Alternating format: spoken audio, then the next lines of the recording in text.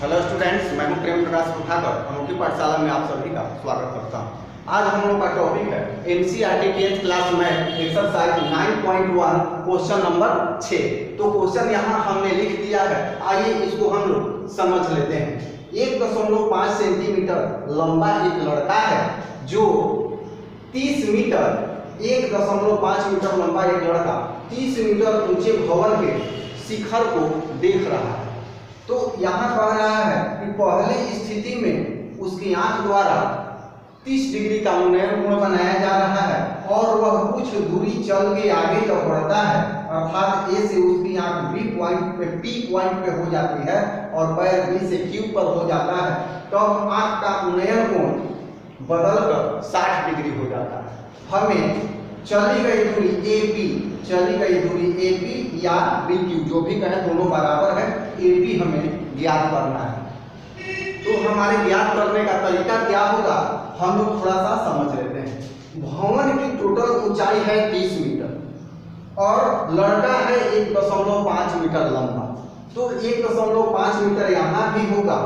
तो 30 मीटर में से 1.5 मीटर जब घटा लेंगे तो उसके आंख से जो समांतर रेखा जा रही है, क्षैतिज रेखा जा रही है, वहां से सी की ऊंचाई अब 30 घटाओ 1.5 28.5 मीटर ही रह जाएगा। ये इंपॉर्टेंट पॉइंट है इस क्वेश्चन का। तो सी से लेके ई तक, अर्थात ये जो लंब होगा हमारा अब 30 न होके 28.5 हो जाएगा, क्योंकि लड़के के पैर से नहीं उसके आंख से उन्नयन कोण बन रहा है। तो ये तो हम समझ गए।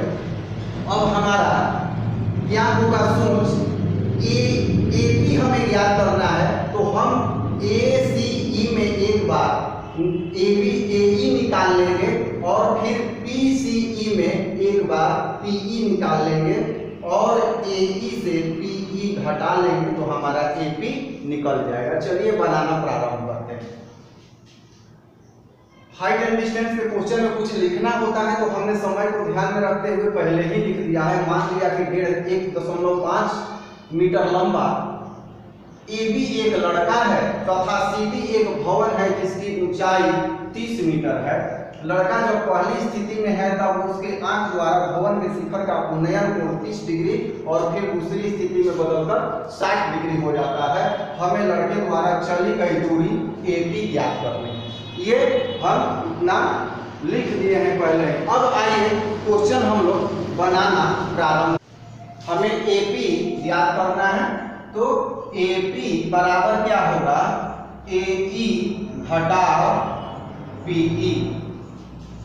एई में से पीई काट लेंगे तो एपी निकल जाएगा। इसे इक्वेशन नंबर हम 1 मान लेते हैं। अब एई ज्ञात करेंगे ये वाला इस बड़े त्रिभुज से और पीई ज्ञात करेंगे इस छोटे त्रिभुज से। तो ए सी में त्रिभुज ए सी में tan लेंगे, tan एंगल है 30 डिग्री, सीई बटा एई, ये लंब और आधार। तो tan 30 डिग्री का 1/√3 हो जाएगा। सीई दिया हुआ है 28.5 और एई नहीं दिया है।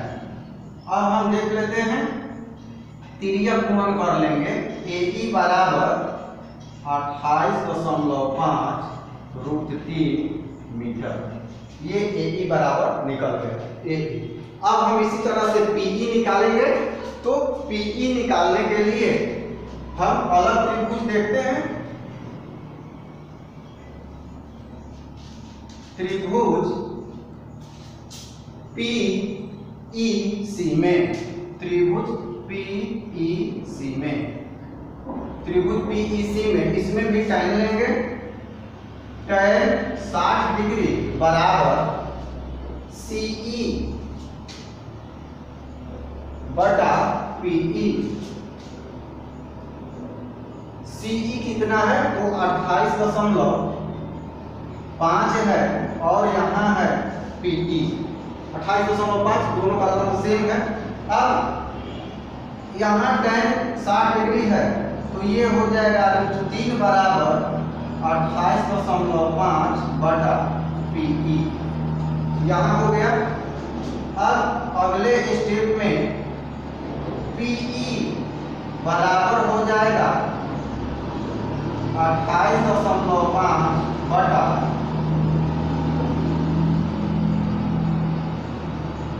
√3। PE बराबर 28.5 बटा √3। ये PE निकल गया। अब AE और PE का मान हम समीकरण 1 में रख लेते हैं। AE और PE का मान समीकरण 1 में रखने पर, समीकरण 1 में रख देते हैं। तो चलिए देखा जाए। AE का मान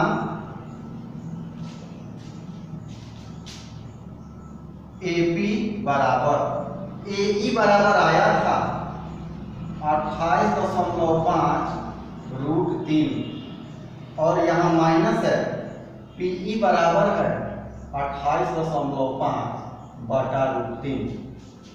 इसे हल करेंगे, ये यहाँ गुना होगा तो हो जाएगा 28.5 गुना 3 माइनस 28.5 और इसका एलसीएम होगा √3। समझ में आ रहा होगा यहाँ। अब इसके आगे हम देखते हैं।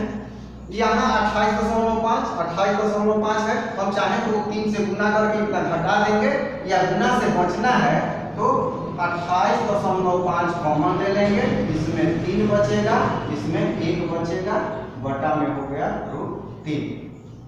अब यहाँ हो जाएगा 28.5 गुना 2 बटा √3। इतना हो गया। अब यहाँ देखा जाए 28.5 में 2 से जब गुना करेंगे तो 57 बटा √3 होगा। ये 57 हो जाएगा बटा √3। अब 57 यहाँ √3 है और हमें घटाना है, तो हम जानते हैं कि 19 में 3 से गुना करेंगे तो 57 होगा। 19 गुना 3 बटा √3 और प्रत्येक संख्या में 2 बार उसके रूप से गुना होता है, तो यहाँ से जब काटेंगे तो ये हो जाएगा √3। अब हो गया 19 √3 मीटर। ये क्या निकला हमारा? ये निकला AP। अर्थात लड़के द्वारा चली गई जो दूरी है 19 √3 मीटर है। यह आंसर हम लोगों का प्राप्त हो गया। तो समझ में ना आया हो तो एक बार और रिपीट करके देख लें। अच्छा लगे तो लाइक करें। चैनल को सब्सक्राइब नहीं किया है अभी तक तो सब्सक्राइब भी कर लें। इसके आगे हम इस सीरीज में अगला क्वेश्चन लेके आएंगे। धन्यवाद।